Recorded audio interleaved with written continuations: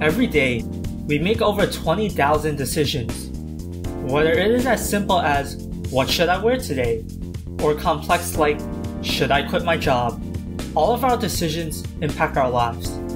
You are the result of your decisions.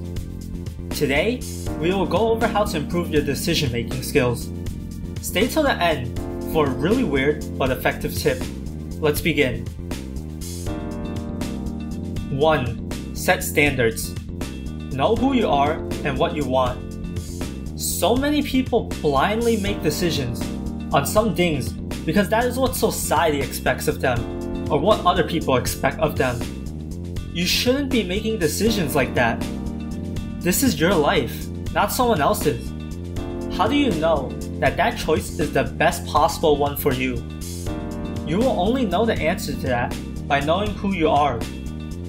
It can't be the wrong choice if it is truly what you want.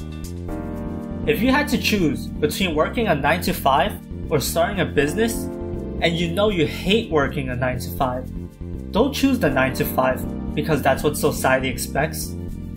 Choose what you want. If you don't know yourself that well, this brings me to point 2. 2. Explore more and leave your comfort zone. Try new stuff. This is how you explore who you really are and what you want in life. If you don't know what you want in life, you haven't explored enough.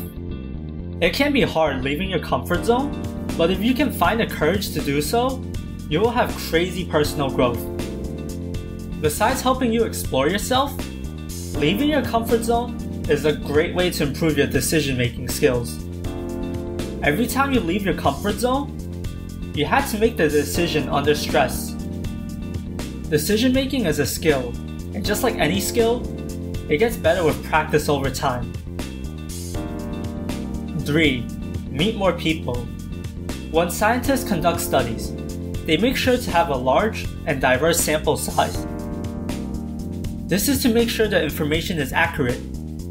Same thing applies to decision making. The people we know influence our decisions. We are mostly around people of similar values and most likely grew up with people with similar values. Think about it.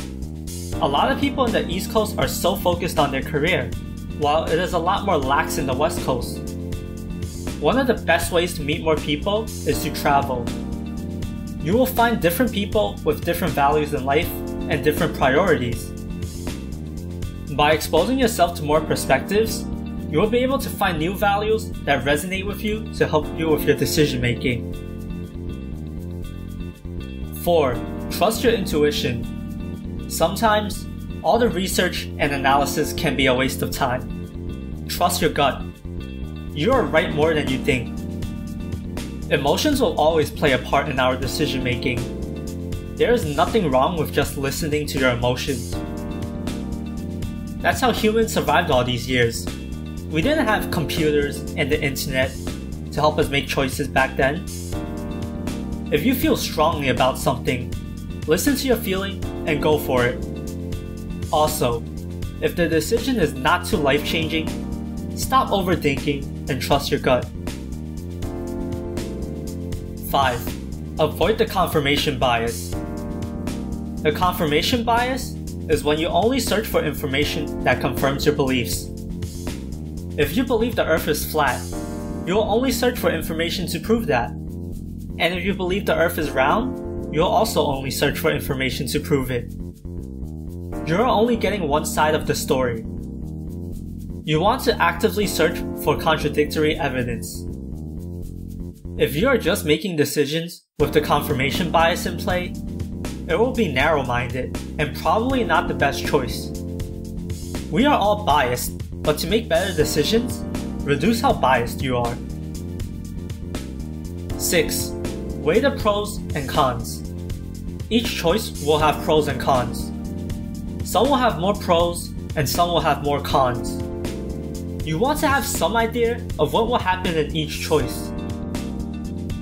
If you are completely uncertain about a choice, chances are you won't pick it. What this does is basically a risk assessment. How much risk are you willing to take? That will pretty much decide what choice you will choose. If you like how the pros outweigh the cons in that choice, go for it. But be careful not to overthink. This brings me to point 7. 7. Don't seek perfectionism. Perfectionism will stop you from taking action. You don't need to know everything necessary to make the choice, or know how everything will turn out for all the choices. If you feel about 80% confident, go for it. If you have about 80% of the necessary information, make the choice. There is no point waiting for the remaining 20%. Because when you seek perfectionism, you might get paralysis by analysis. You will overthink and then struggle to make the choice. As long as you are 80% confident in that choice, go for it. 8. Look at it from different frames. Are you going to be happy with that choice minutes from now? Months from now? Years from now? This is one of the best ways to make a quick decision. By looking at the impact from 3 different frames, you can quickly realize how important the decision is. If it is not that important, you can make lightning quick decisions easily. If it is more important, you will know to take your time, do some analysis, and go for it. This will make sure you don't regret your decision. That is the one emotion we ultimately want to avoid when we make decisions. So, look through the different frames, identify how important the decision is, and act accordingly. 9. Educate yourself more. We make decisions based on what we know in that moment. By constantly learning, you will have more information available to use. When you learn more, the way you think and your mindset also changes. The more you know, the easier it is to make the choice. 10. Try to make less decisions. This doesn't sound right. This is a video on how to improve your decision-making skills. Yes, I agree, but what you might not know is that we can only make so many good decisions in a day. Decision-making can be tiring, and when you are tired, you don't make the best choices. Decisions cost willpower, and you only have so much willpower in a day. This is why you see successful people like Mark Zuckerberg wear the same outfit every day. They want to save their willpower to make important decisions on how to effectively serve the world with their company. You might say, I'm not a world-famous CEO. Yeah, and you can still use this tip to help you make better decisions. If you have some important decisions to make coming up, try to conserve your willpower. Your head will be much more clear. Thanks for watching. If you want more content, be sure to subscribe.